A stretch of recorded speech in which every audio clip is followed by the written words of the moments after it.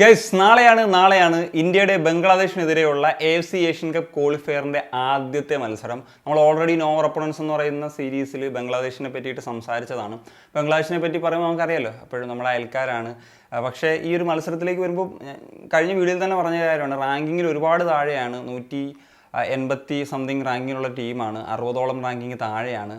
എങ്കിൽ കൂടി ഇന്ത്യക്ക് എപ്പോഴും സാഫിൽ ഒരു ബുദ്ധിമുട്ട് നേരിടുന്ന ഒരു ടീമാണ് ബംഗ്ലാദേശ്. ഇപ്പം ചരിത്രം നമ്മൾ പരിശോധിക്കുമ്പോഴാണ് 31 തവണ പരസ്പരം ഇരുവരും തമ്മിൽ ഏറ്റുമുട്ടിയപ്പോൾ 16 വട്ടം ഇന്ത്യയാണ് ജയിച്ചത്, 13 മത്സരം ഡ്രോ ആയി. ആകപ്പാട് 2 വട്ടമേ ബംഗ്ലാദേശിന് വിജയിക്കാൻ സാധിച്ചിട്ടുള്ളൂ. ഇപ്പം ഈ നൂറ്റാണ്ടിൽ ഒരിക്കൽ പോലും ബംഗ്ലാദേശ് ഇന്ത്യയെ പരാജയപ്പെടുത്തിയിട്ടില്ല എന്നുള്ള കാര്യമൊക്കെ ഉണ്ടെങ്കിലും ഇപ്പോൾ കഴിഞ്ഞ 5 മത്സരം തന്നെ നമ്മൾ എടുത്തു നോക്കിക്കഴിഞ്ഞാൽ അതിൽ 4 മത്സരം ഡ്രോ ആയിരുന്നു, ഒരു മത്സരം മാത്രമാണ് ഇന്ത്യക്ക് വിജയിക്കാൻ സാധിച്ചിട്ടുള്ളത്. അങ്ങനെ കുറച്ച് ബുദ്ധിമുട്ടാണ് എപ്പോഴും ബംഗ്ലാദേശിനെതിരെ ഇന്ത്യക്ക് കളിക്കാൻ എന്നുള്ളത്. അതിൻ്റെ എന്ത് ഫാക്ടർ എന്നുള്ളത് ഇപ്പോഴും മനസ്സിലായിട്ടില്ല എന്നുള്ളതാണ്. പക്ഷേ ബംഗ്ലാദേശിനെ മറ്റ് സാഫ് ടീമുകളൊക്കെ തോൽപ്പിക്കുന്ന സാഹചര്യം ഉണ്ടായിട്ടുണ്ട്.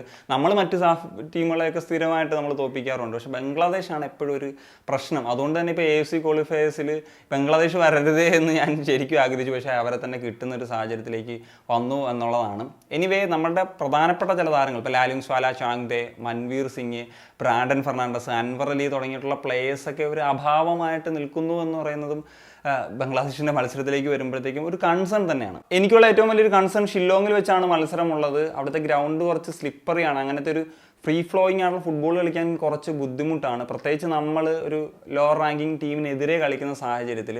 ഞാൻ കഴിഞ്ഞ വീഡിയോയിലൊക്കെ തന്നെ പറഞ്ഞിട്ടുണ്ട്, കുറച്ച് വിഡ്ത്ത് ആൻഡ് ലെങ്ത് കുറവുള്ള ഒരു ഗ്രൗണ്ടാണ്. അപ്പോൾ പലരും ചോദിച്ചിരുന്നു എല്ലായിടത്തും ഒരേപോലെ അല്ലേ എന്നുള്ളത്. അല്ല, ഇന്നതിൻ്റെ ഇടയ്ക്ക് നിൽക്കണമെന്നുള്ളതുള്ളൂ, അല്ലാണ്ട് ഒരു ഫിക്സഡ് ആയിട്ടുള്ള ലെങ്ത് ആൻഡ് വിഡ്ത്ത് ഇല്ല. അതാണ് ഫിഫയുടെ ഒരു ക്രൈറ്റീരിയ. അപ്പം അത് വെച്ച് നോക്കുമ്പോൾ താരതമ്യേന ചെറിയ വിഡ്ത്തൊക്കെ ഉള്ളതാണ്. അതുകൊണ്ട് തന്നെ ഇപ്പോൾ ഒരു ടീം ഡിഫെൻസീവായിട്ട് കളിക്കാൻ തീരുമാനിച്ചു കഴിഞ്ഞാൽ അവർക്ക് അതിനൊരു അഡ്വാൻറ്റേജ് കിട്ടും എന്നുള്ളതാണ്. അതാണ് പറഞ്ഞത്, ബംഗ്ലാദേശിനെതിരെ ഷില്ലോങ് എന്ന് പറയുന്ന ഒരു വേദി തിരഞ്ഞെടുത്തത് എത്ര മികച്ച തീരുമാനമാണ് എന്നുള്ളത് ഡൗട്ട്ഫുള്ളാണ്. കുറച്ചും കൂടി വിഡ്ത്ത് കൂടിയതായിരുന്നെങ്കിൽ നമുക്ക് കൂടുതൽ സ്പേസ് കിട്ടും, അത് യൂട്ടിലൈസ് ചെയ്യാൻ പറ്റുന്നൊരു സാഹചര്യമുണ്ട്. അങ്ങനത്തെ പല ഫാക്ടേഴ്സ് ഉണ്ട്. അതൊക്കെ ഇപ്പം ഞാൻ എൻ്റെ കയ്യിൽ നിന്നിട്ട് പറയുന്നതല്ല, പല രാജ്യങ്ങളും ഇങ്ങനത്തെ മത്സരങ്ങളൊക്കെ വെക്കുന്ന സമയത്ത് ഹോം അഡ്വാൻറ്റേജ് ഏത് ടീമിനെതിരാണ് കളിക്കുന്നത് അത് ഉപയോഗിക്കുക എന്ന് പറയുന്ന ഒരു ഫാക്ടർ തന്നെയാണ്. എൻ്റെ അഭിപ്രായത്തിൽ മിക്കവാറും ബംഗ്ലാദേശ് ഒരു ലോ ബ്ലോക്ക് ഫുട്ബോളൊക്കെ കളിക്കാനുള്ള സാധ്യതയുണ്ട്. അതുകൊണ്ട് തന്നെ മത്സരം സെറ്റിലാകുന്നതിന് മുമ്പ് തന്നെ ആദ്യം ഗോൾ അടിക്കുക എന്ന് പറയുന്നത് വളരെ ഇമ്പോർട്ടൻ്റ് ആയിട്ടുള്ള ഒരു ഫാക്ടർ ആയിരിക്കും. എങ്കിൽ മാത്രമേ കാര്യങ്ങൾ കുറച്ച് ഓപ്പൺ ആകുകയുള്ളൂ. പിന്നീട് നമുക്ക് കൂടുതൽ ഗോൾ അടിക്കുന്ന സാഹചര്യത്തിലേക്കൊക്കെ എത്താൻ സാധിക്കുകയുള്ളൂ. പിന്നെ നമുക്കൊരു പ്രതീക്ഷ, അവർ ലോ ബ്ലോക്കിൽ കളിച്ചാലും നമുക്ക് സെറ്റ് പീസ് സിറ്റുവേഷൻസ് ഉപയോഗിക്കാൻ സാധിക്കും എന്നുള്ളതാണ്. കഴിഞ്ഞ മത്സരത്തിൽ നമ്മളത് കണ്ടിട്ടുള്ളതാണ്.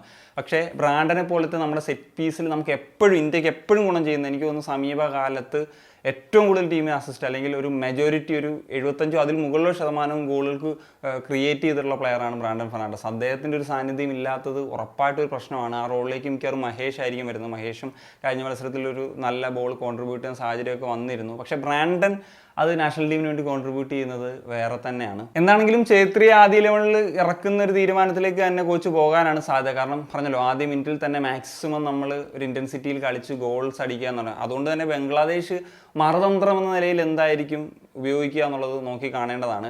ആദ്യ മിനിറ്റ്സിൽ തന്നെ ഗോൾ അടിച്ചു കഴിഞ്ഞാൽ ഞാൻ നേരത്തെ പറഞ്ഞാൽ ഒരുപാട് ഗുണങ്ങൾ. ഇപ്പോൾ മാൽദീവ്സിനെതിരെ നമ്മൾ ഫസ്റ്റ് ഹാഫിൽ ഗോൾ അടിച്ചത് തീർത്തും ഒരു അഡ്വാൻറ്റേജ് ആയിട്ടുള്ള ഒരു കാര്യം തന്നെയായിരുന്നു. ഇനി ഇന്ത്യയുടെ ഒരു എക്സ്പെക്റ്റഡ് 11 പരിശോധിക്കുന്ന സമയത്ത് ഒരു 4-2-3-1 ഫോർമേഷനിൽ ഗോൾ കീപ്പർ എന്ന നിലയിൽ വിശാൽ കേത്, സെൻറ്റർ ബാക്കിൽ സന്ദേശ് സിംഗ് ആൻഡ് രാഹുൽ ബേക്കി, റൈറ്റ് ബാക്കിൽ വാൽപൂയ, ലെഫ്റ്റ് ബാക്കിലേക്ക് വരുന്ന സമയത്ത് റോഷൻ സിംഗ്, ഹോൾഡിംഗ് മിഡ്ഫീൽഡേഴ്സ് എന്ന നിലയിൽ Apuia and Suresh, attacking midfielder എന്ന നിലയിലേക്ക് വരുമ്പോൾ മഹേഷ്, റൈറ്റിൽ Udanta, left Liston and centre forward എന്ന നിലയിൽ സുനിൽ ഛേത്രി. ഇങ്ങനെയാണ് എക്സ്പെക്ട് ചെയ്യുന്നത്. സെക്കൻഡ് ഹാഫിലായിരിക്കും മറ്റ് പ്ലേയേഴ്സിൻ്റെയൊക്കെ സാന്നിധ്യങ്ങൾ എക്സ്പെക്ട് ചെയ്യുന്നത്. പിന്നെ ലിസ്റ്റനെ പറ്റി പലരും ചോദിച്ചിരുന്നു. അതിന് മുമ്പ് നമ്മൾ തന്നെ പറഞ്ഞിട്ടുണ്ട്, ലിസ്റ്റൺ നാഷണൽ ടീമിന് വേണ്ടി ഒരു കോൺട്രിബ്യൂഷൻ നടത്താത്ത പ്ലെയറാണ്.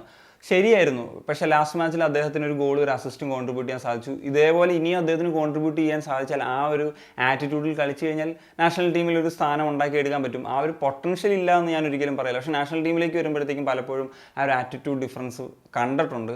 അത് മാറ്റിയെടുത്ത് അദ്ദേഹത്തെ നമുക്ക് ഉപയോഗിക്കാൻ സാധിച്ചു കഴിഞ്ഞാൽ അത് മികച്ചൊരു തീരുമാനം തന്നെയായിരിക്കും. പക്ഷേ ആ ഒരു ആറ്റിറ്റ്യൂഡ് കാണിക്കണം, അതാണ് യഥാർത്ഥ ഫാക്ടർ എന്ന് പറയുന്നത്. അപ്പോൾ ദാറ്റ്സ് ഇറ്റ് ഗൈസ്. അപ്പം എന്താണ് നിങ്ങൾ ഈ ഒരു മത്സരത്തിൽ എക്സ്പെക്ട് ചെയ്യുന്നത് എന്നുള്ളത് തീർച്ചയായിട്ടും കമ്പോസ് ചെയ്യാൻ.